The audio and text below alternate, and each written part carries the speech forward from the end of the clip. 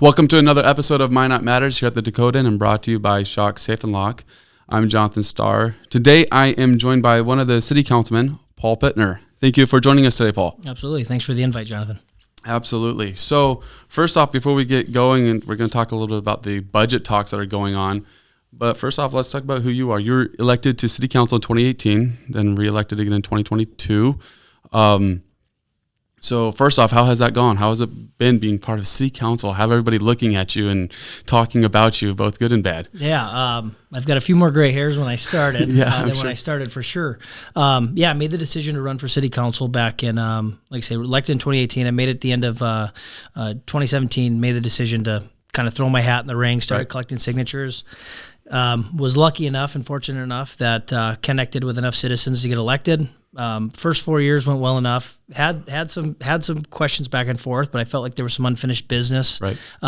And there always will be, right? Even Yep. when I finish up this term, I'll say it here. I do not plan to run again, just because of where my life is with kids and my wife and my business and the things that I want for myself.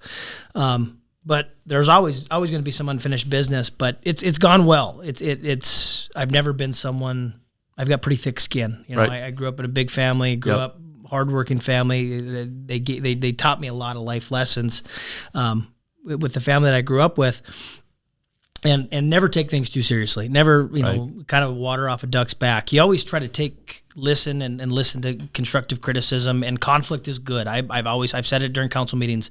Controlled conflict is a good thing. That's where you see the most growth. There's been meetings where we as council members don't get along. Right. There's where we have disagreements, but we always try to be respectful.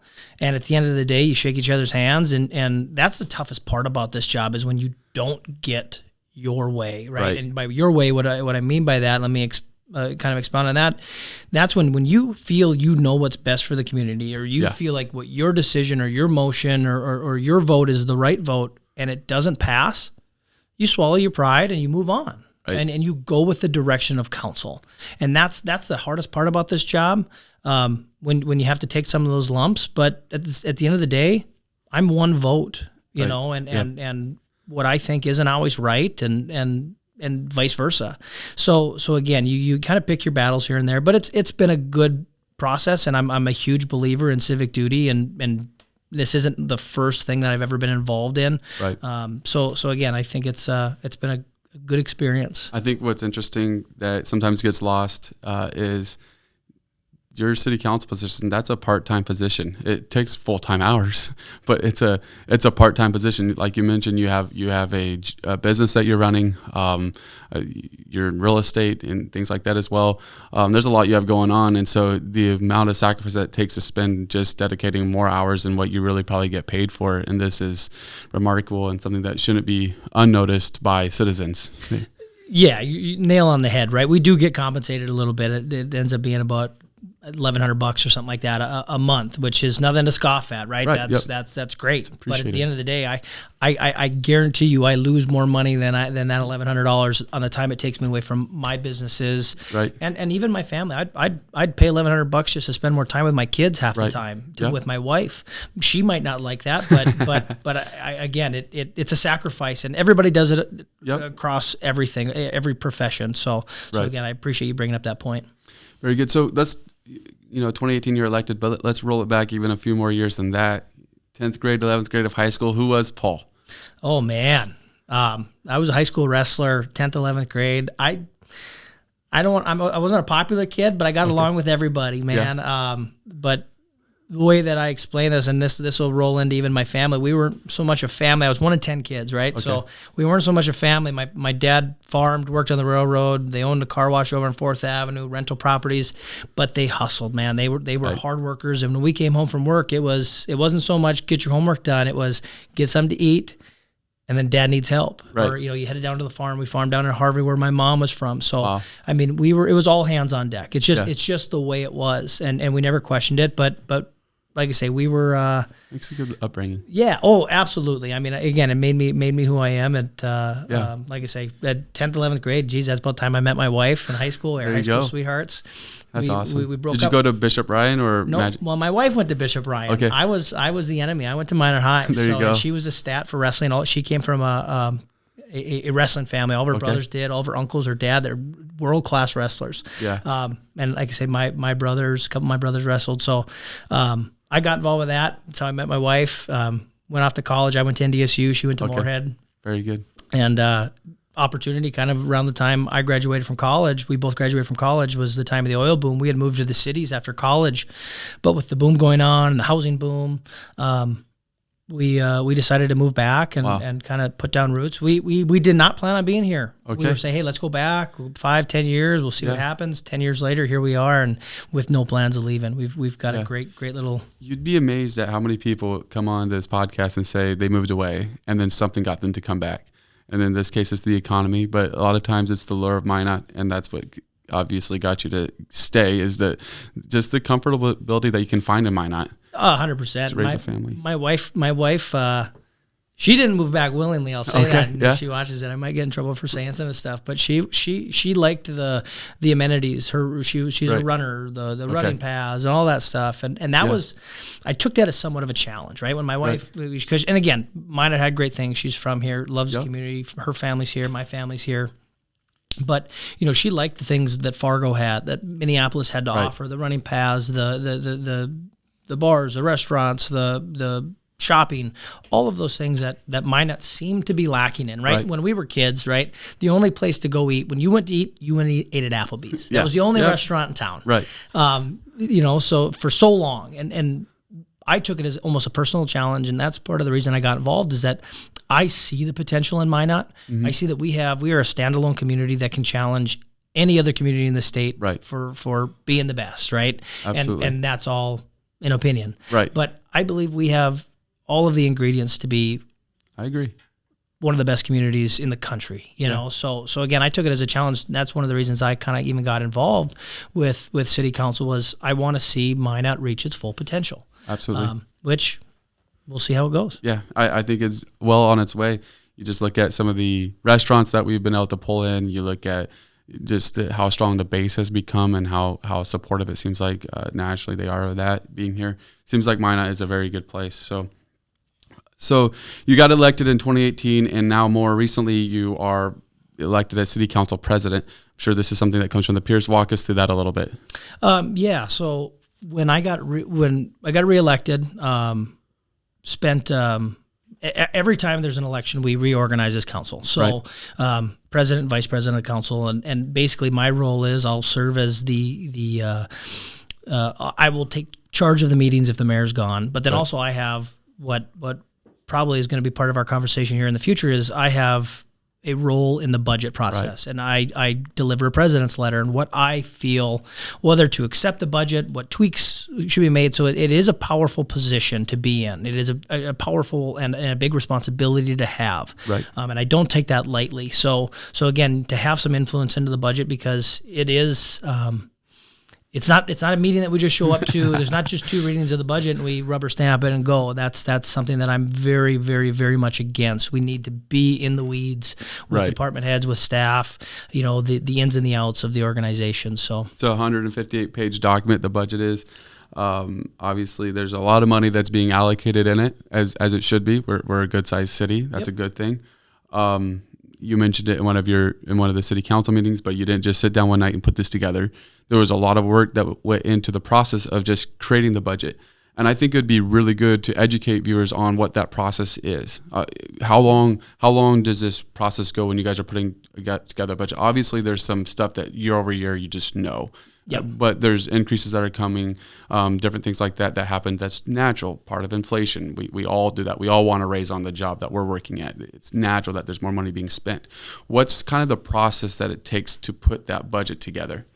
Man, and I'm not even going to be able to hit on all these things. I mean, it's because as soon as this budget gets finalized here at our next meeting, you're gonna have staff by the end of the year already rolling into projections, revenue projections, what some of the major projects are, what funds are available from the state and federal government, because we manage about a little over $200 million in this budget. That's not all local dollars. That's money that's allocated, that's given to us from the state or from the federal government. Then we couple that with our local cost share to make some of these projects happen, whether it's reconstruction of 31st Avenue from Broadway to the roundabout on 13th, right? Okay. That wasn't all a local lift. It could be. Yeah, we could absolutely pay for these things, but we know how expensive that would be. Exactly. So when we can leverage those dollars, and that's another thing that the engineering staff, the finance department, they're all working diligently to know when these dollars are coming available. Even the infrastructure we have, whether it's lead pipes for our water system that have to be replaced. That's just it has to be done. Right. So how are we going to do that when you've got miles and miles and miles of that infrastructure that needs to be replaced over X amount of years? Well, how do you eat an elephant? One bite at a time. Right. So we try to piece these projects together. Again, we could replace it all next year if you want. I don't think the taxpayers of Minot are going to like that, whether it's from the cost or the inconvenience of the roads. Right. So again, we try to be very diligent and strategic with these dollars. Yes. And it's even, you think of LED, transferring streetlights to LED, which is a cost-saving mechanism over time. These things will pay for themselves over time. So again, back to the original question, we're going to start digging into that, and staff will start digging into that. And then in the springtime, that's when council really gets roped in. Okay. That's when council will have our retreat, right? Usually we do it. We've done it at the Carnegie Center the last couple of years. And that's when council really lays out its guidelines for the budget. What do we want to see? What framework do we want staff to work within? Okay. Do we want, and give just a general, hey, are you okay with a slight increase? Hey, do we want to go gangbusters and just really knock some stuff out of the park? Do you want to see a major decrease, a slight decrease? Do you want to hold it flat? Right. And that's when staff really starts to take our input, because I'm not going to tell Dan Jonason, the former public works director, or Lance Meyer, or Jason Sorensen how to build a road, how to treat water. Mm-hmm. That's their job. Absolutely. So again, they know how to do it. They're the professionals on it, and we entrust that. I'm not going to go in to my doctor and question what he's telling me.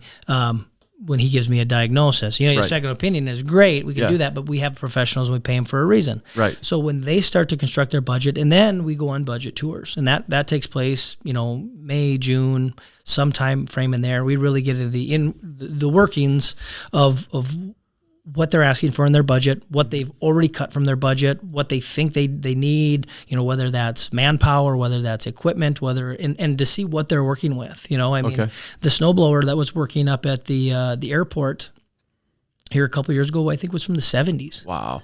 So when you look, and that's not something that we bought new in the 70s. That's something we got secondhand in the 90s, and we're piecemealing it together to try to make it work, to try to be diligent with taxpayer dollars, to think that every vehicle and every piece of machinery is brand new for the city of Minot is not the case. Not accurate. Not the case. So, and once we go through that, as the president of the council, then I get roped into the department head meetings when we really start to get down to where do we need to be, and even the mayor, in the leadership of council, we really get roped into the department head meetings with the city manager, and where are we at? Mm-hmm. How do we cross the finish line with where we need to be, with what the goals have been set by the council?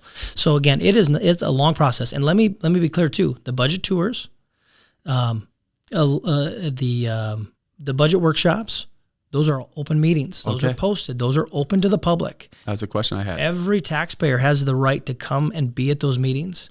And again, I get it. It's busy. I understand. It's hard for me as an elected person to be there. That's my job, and it's hard for me to make the time for that. So I'm not trying to be naive and say you can be there, but if you can, and if it is a priority to you, be a part of that process, because we want to hear from people, and hear those perspectives. I'm a gutter guy, I'm not a city planner. I'm not this. I didn't even play Sims as a kid. I don't know how to build a city, So again, we want to see these people come in. We want to see residents be a part of this process and give their opinions from start to finish. We hear this phrase, see how the sausage is made, right? Right, yeah. We want to see it from start to finish. So again, that is open to the public. Right. I think that's really important to make note of. I know you've made note of it in the city council meetings as well, but there are ways you can be involved beyond just voicing your opinion at a city council meeting. You're able to be involved in those tours and stuff like that as well. Well, it sounds like a very intense process, something that soon begins as soon as this is approved. That's incredible. It's a year-round thing. Yep. The budget's always on the mind. We are going to move into a couple things in a minute. We'll move into a couple things specific in this year's budget that we can break down. But there's a couple things I wanted to talk high level before we jumped into that have been addressed at a couple of the city council meetings. We'll start off with the fun one, this in-property tax deal that's going around. Obviously, the citizen that pays $12,000 a year in property tax is like, that sounds like a really great idea to me.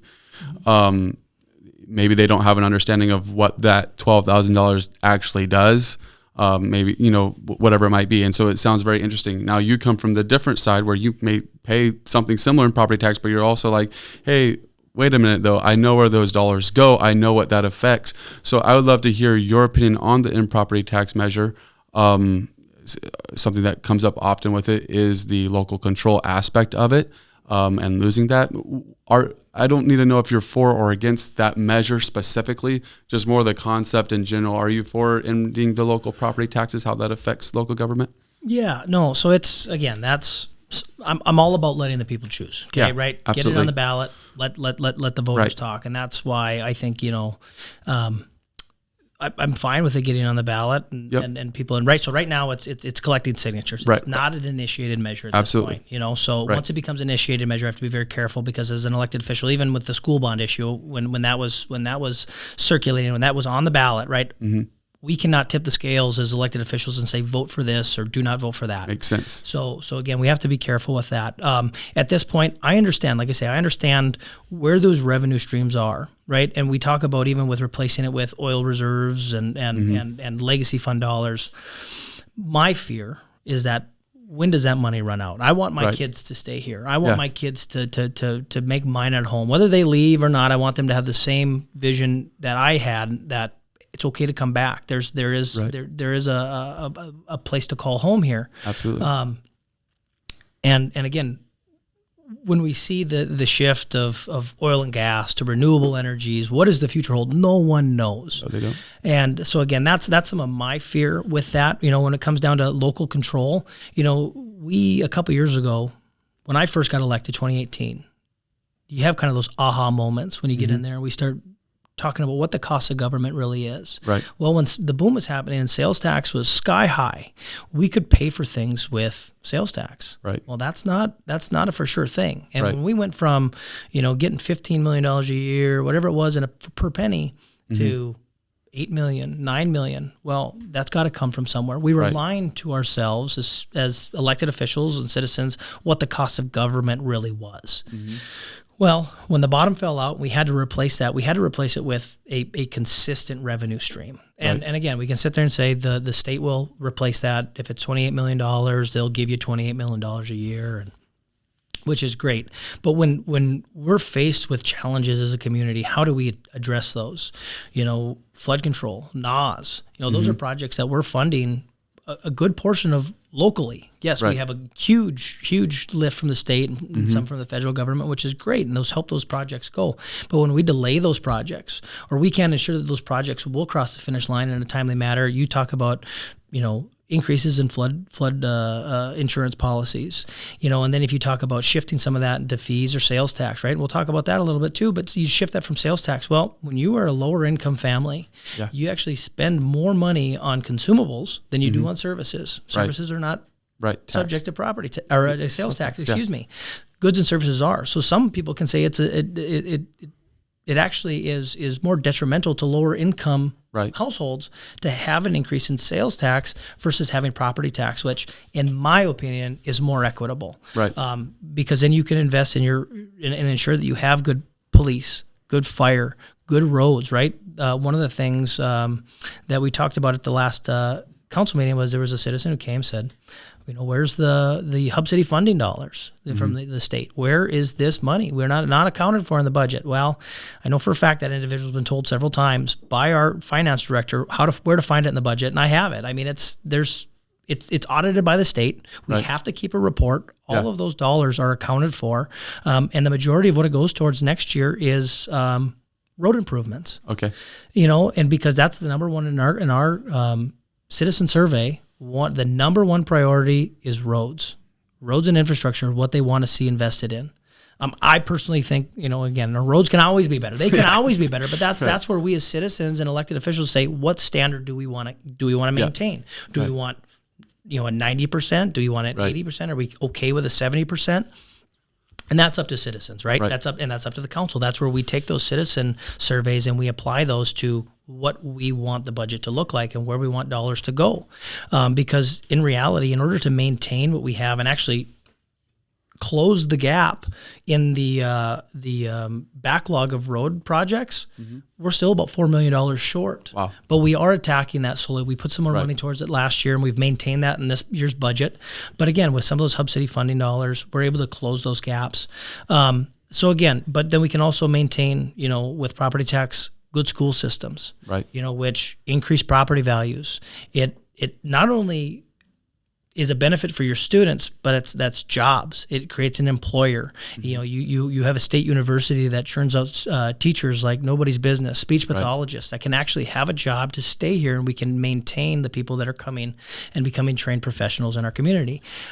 So I think it's a good thing. Absolutely. I think it's a good thing, and it can be debated. I get it, and a whole nother argument I've heard, and I'll go off on a tangent here, is that that's why we fought the Revolutionary War. Yeah. It's unfair property tax. No, we fought for taxation without representation. We didn't have a place in British Parliament. Right. You have representation. Yeah. My phone number is 701-500-3500. Right. You can call me. Okay. There is a citizen portal on our website. You can call staff. One of the individuals that came up and spoke about, being on a fixed income and not sure how they're going to afford it. Yeah. I saw Damon Drews, the assistant city assessor, walk up to those individuals, and I kind of had a good idea what he was doing.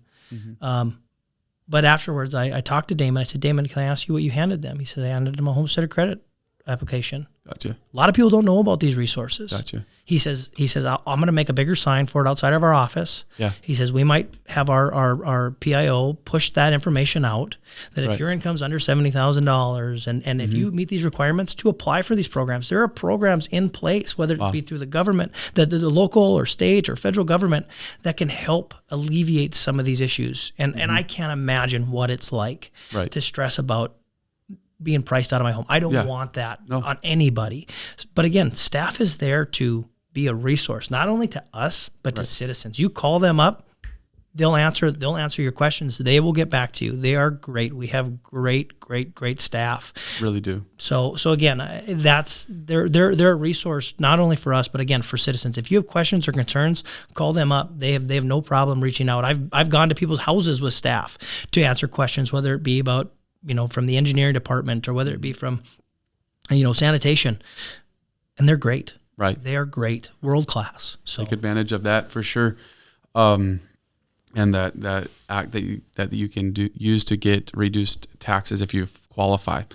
Definitely people should take advantage of that. So that's the end local property tax. Something else that's come up in a couple of the meetings was when there was a few questions about the president's letter that you put out concerning the budget. And there was a statement that you made, and I thought it was interesting at the time of it, and I just wanted to ask you about it.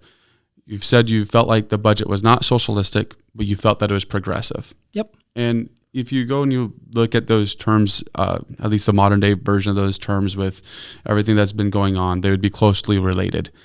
And I didn't really feel like that was the intent of it, but obviously I wanted to hear it from you. What did you mean by that statement? What did you mean by progressive, really?